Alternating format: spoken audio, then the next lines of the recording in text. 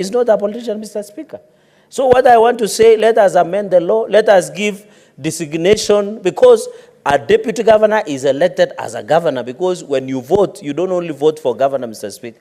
And remember, even in Robert Monda's impeachment and William Odwal, we were touching the same threshold of impeaching a deputy governor just like a governor, Mr. Speaker.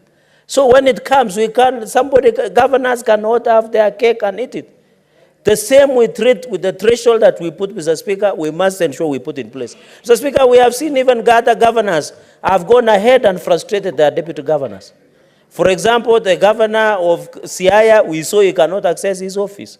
He doesn't have a vehicle, he doesn't have fuel, he doesn't have any allocation of resources, Mr. Speaker. Is that how we want to ensure that we put in place, Mr. Speaker? Mr. Speaker, what is your point of order on the issue of Oburu? Mr. Speaker, sir, Standing Order 105, can he substantiate the fact that the deputy governor does not have a vehicle, does not have a location, does not have fuel, does not, Mr. Speaker, those are very wild allegations which should not be left to go without any substantiation. Senator Nandi, proceed to substantiate, failure to which you apologize and withdraw. Mr. Speaker, can I be given up to tomorrow afternoon to provide very well further substantiation? Thank you, Mr. Speaker. Mr. Speaker, on the issue of floods and reopening of schools, I'm aware there are a number of schools of around 70 plus that are yet to be opened because of security and floods, Mr. Speaker. I heard the President has said 1 billion has been allocated to rehabilitation through CDF. I want to request the Ministry of Education to fast-track the issue of capitation to most of their schools, Mr. Speaker. And even to ask public health sanitation officers to be on high health. Let public health sanitation officers, Mr. Speaker, please visit the schools, Mr. Speaker, because some of these schools, Mr. Speaker, a number of them, Mr. Speaker, some of the toilets, the classroom are not habitable for human beings. So I want to ask the public health sanitation to ensure they check on the issue of floods across the country, Mr. Speaker. I think a very important point, even as we try and reopen schools, let us not reopen schools as a ritual. Let us open schools when it is ready. We have in Baringo a challenge of insecurity, Mr. Speaker. We have most of the schools that they have lost infrastructure. Let capitation be released, Mr. Speaker. And in that, Mr. Speaker, you saw the junior secondary schools in towns were demonstrating in town yesterday because, Mr. Speaker, out of 46, the government has committed in hiring 23,000, Mr. Speaker. I want to ask the JSS interns to be patient. The government insists of the matter.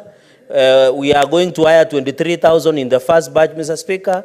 I hope what we need to do, and I saw the contempt that the National Assembly was treating our division of revenue to 415 billion, they should be giving more money to hire the entire 46,000 teachers under JSS program, Mr. Speaker. And as a Senate, Mr. Speaker, we shall not be cowed or intimidated by the National Assembly. You cannot throw away the baby plus the bathwater, Mr. Speaker. The fact that there is larceny, plundering, corruption, ineffectiveness, inefficiency, ineptitude in county governments does not justify us, Mr. Speaker, to deny them resources, Mr. Speaker. So on the issue of interns, I request, I'm aware we are supposed to hire 23,000. Let 46,000 be hired, Mr. Speaker. That fourth point, and it is good that a number of members of Energy Committee is on the issue of Kindaruma of being used multipurpose, Mr. Speaker. Mr. Speaker, we are having a lot of water. What is the Water Harvesting Authority doing? I saw in Makweni, all dams, water pans are full. But the Water Harvesting Authority are not telling us about the safety of those dams, Mr. Speaker. Mr. Speaker, yours truly, I was the chair who investigated the Solar Dam strategy.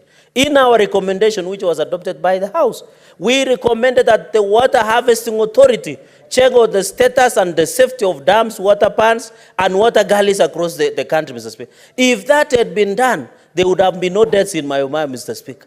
If that has not been done, the dams that in Makweni now you are thinking they are full, they can burst their banks at the moment, Mr. Speaker. So as we discuss this issue, I want to challenge the Kenya Power and Lighting Company and Ministry of Energy. Harvest water, ensure we get enough and sufficient, Mr. Speaker, electricity. So that, in fact, I expect this man,